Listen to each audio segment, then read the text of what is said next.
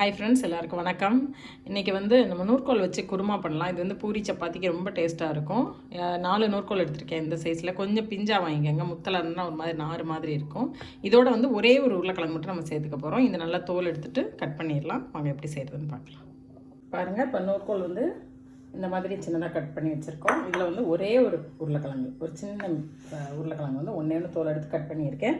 அப்புறம் வெங்காயம், பெரிய வெங்காயம் ஒரு சின்ன 2 மீடியம் சைஸ் வெங்காயம், 2 தக்காளி, ஒரு 6 மிளகா. நீங்கள் சின்ன பசங்க இருந்தால் ஒரு மிளகாயை 2 குறைச்சிக்கோங்க. அப்புறம் இது தாளிக்கிறதுக்கு கல்பாசியும் கருவேப்பிலை, ஒரு 1/4 டீஸ்பூன் சோம்பு, இது 3 தாளிக்கிறதுக்கு. இது நம்ம அரைச்சி வச்சுக்கிற போகிறோம். ஒரு 6 டேபிள் ஸ்பூன் இருக்கும் தேங்காய், ஒரு 5 முந்திரி பருப்பு, கொஞ்சோண்டு கசகசா, ஒரு பிஞ்சு போதும். அப்புறம் 1 டீஸ்பூன் சோம்பு, கொஞ்சோண்டு 1/4 டீஸ்பூன் ஜீரகம். இது எல்லாத்தையும் இந்த தேங்காயோட சேர்த்து இதை மட்டும் அரைச்சி தனியாக வச்சுக்குவோம். வாங்க எப்படி தாளிக்கிறதுன்னு பார்க்கலாம்.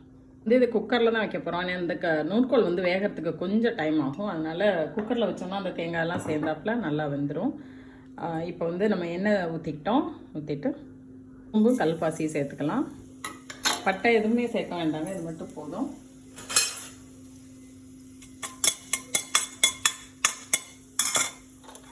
கருவேப்பிலை சேர்த்துக்கோங்க. இப்போ இந்த வெங்காயம், பச்சை மிளகாய். ஏன்னா காரத்துக்கு நம்ம வெறும் பச்சை மிளகாய் மட்டும் சேர்க்குறதுனால நான் கூடுதலாக சேர்க்குறேன். வெங்காயம் வதங்குற டைமில் நம்ம இதை மிக்சியில் அரைச்சி வந்துடலாம். கொஞ்சம் நைஸாக அரைச்சிக்கோங்க. அரைக்கிறதோடு சேர்த்து ஒரு 1/4 டீஸ்பூன் மஞ்சள் பொடி போட்டுக்கோங்க. அதை நல்லா நைஸாக அரைச்சிடலாம். இந்த அளவு வதங்கினோன்னு போடுங்க. ரொம்ப செவக்கணும்னு அவசியம் இல்லை. ஒரு 3/4 பழம் வதங்கின பிறகு தக்காளி சேர்த்துக்கலாம். கொஞ்சம் ஓரளவு வெங்காயம் தக்காளி வதங்கிச்சு. இப்போ இந்த காயை இதில் சேர்த்துக்கலாம். சேர்த்துட்டு நல்லா வதக்கி விடுங்க. ரொம்ப சிம்பிள் தாங்க இதெல்லாம் இந்த குருமா இதுலேயே நீங்கள் கொஞ்சம் கடைசியாக காலிஃப்ளவர் கூட சேர்த்துக்கலாம்.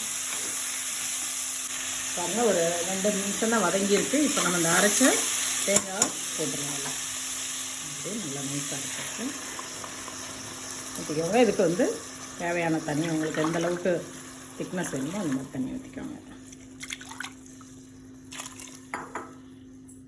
அளவு உப்பு சேர்த்துக்கலாம். நல்லா மிக்ஸ் பண்ணி விட்டுருங்க. விட்டுட்டு ஒரு 4 விசில் வச்சுருங்க ஹையில். பாருங்கள், 4 விசில் வச்சு எடுத்தாச்சு. நம்ம குருமா ரெடி ஆகிடுச்சு.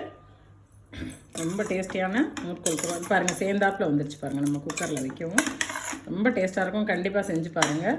பார்த்துட்டு கமெண்ட்ஸில் சொல்லுங்கள். தேங்க்ஸ் ஃபார் வாட்சிங்.